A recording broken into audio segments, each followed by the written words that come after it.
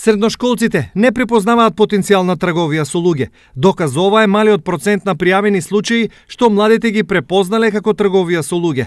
Тоа што немаме голема бројка, според експертите, не говори дека немаме случаи, туку дека свеста е на навистина ниско ниво. Статистиката ние сметаме дека не е реална, бидејќи ако ги земиме за компарација бројките во соседните држави, каде што годишно 100 до 150 жртви се идентификуваат, споредбено со статистиката во Македонија од минатата година, каде што 6 жртви биле идентификувани. Проблемот во ниската свест е во неинформираноста кај младите, но и поради тоа што тие веројатно не ја сваќаат сериозно оваа проблематика.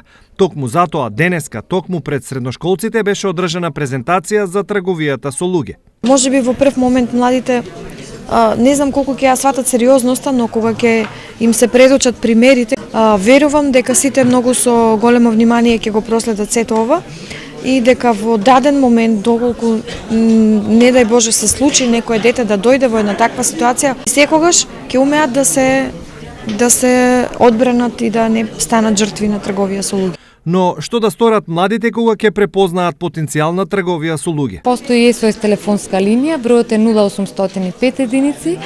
Оваа SOS телефонска линија работи секој ден од 8 часот наутро до 20 часот навечер.